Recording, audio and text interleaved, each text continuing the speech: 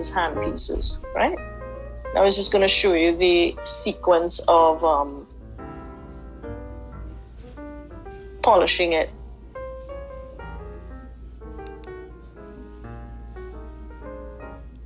And there's a green rubber wheel now, so it's not a cut-off disc, so it's the rubber wheel. Again, technician is holding with his thumb and forefinger. Very hard to hold a small crown like that and work on it, stabilizing it and not causing it to fly off anywhere, and also not causing it to hit your fingers, damage it. So he's just carefully removing the blebs, you can see with that, prying it back down on model. He would have to use a different, he's using the pink stone now. And again, he's going around very carefully removing those blebs that are sticking out, just getting rid of it without damaging the crown in a sense or changing the anatomy too much of the contacts, right? Just trying to work on it, get it to a fairly smooth surface. Again, you have to be so careful anywhere near the margins, because if he just now takes a pink stone and polishes away the margin or grinds away the margin, that margin is gone. And if you have an open margin that we get back as a dentist trying to fit onto the patient's tooth, we're going to reject it, right? So he will want to continue the work, not having to go back to a waxer. Hence why a lot of the poorer technicians would send you back substandard work. They don't want to go back if there's a little error made now at this final stage, all right? So very carefully removing all those tiny blebs. And you can see the pink stone is already giving the gold crown shine to it, right? So already starting to shine without any polishing.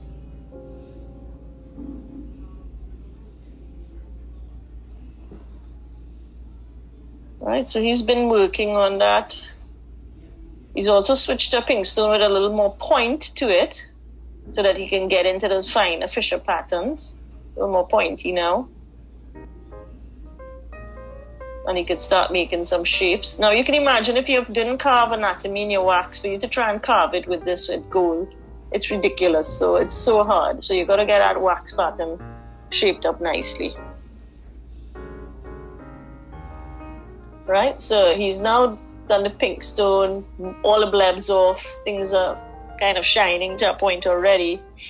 Comes back to his green burley wheel because this tends to give you a nice shine, very smooth surface. If there are little defects in, gold is a wonderful material, right? It's been used for hundreds and hundreds of years, so it's a fabulous material. When it's there with the green burley wheel, it's getting heated up and it's actually burnishing over any little imperfections. So you can get a really highly polished, smooth surface. And this material is not going to break down on you. It's going to be there forever, right? And you have such a smooth material that is not going to accumulate any plaque on it. So to me, you can't get as good a fit, and you don't get as good a fit with ceramic crowns even now than you can get with a beautifully fitted gold crown down on the margins.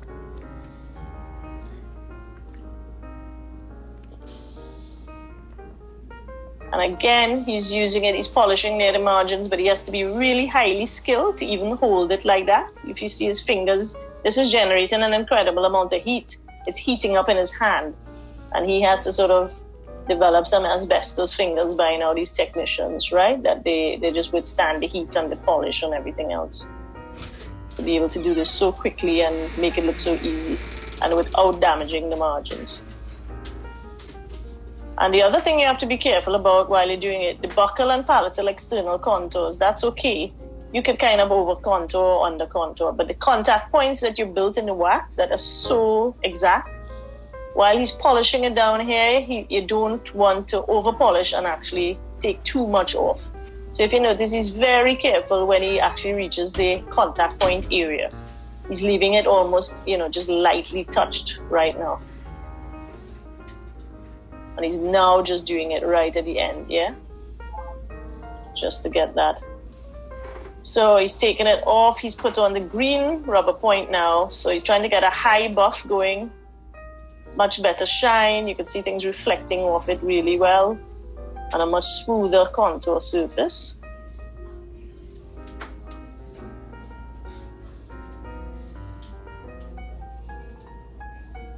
Oops, I think I dropped that video. Right.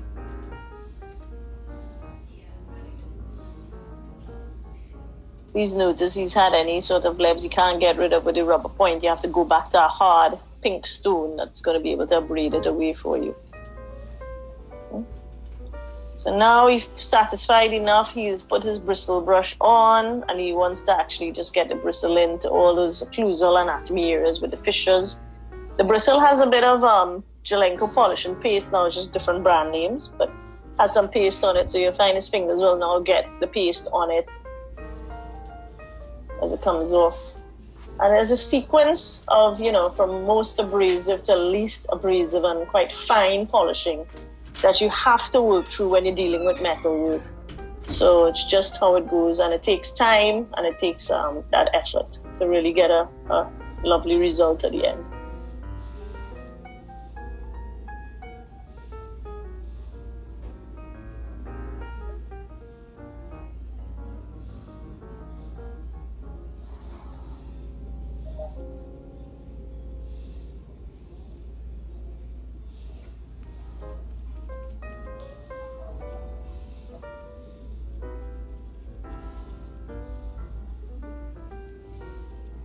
Right, so he's gone back to his green wheel to do some more buffing and polishing. Maybe some areas are still a little rough. When you put the polish in, you suddenly see it going into these tiny little imperfections, this black Jalenko polish and paste. So if you see it going into a little tiny imperfection now in the gold, you have to come back with a more abrasive material to smoothen that tiny spot off before you proceed again.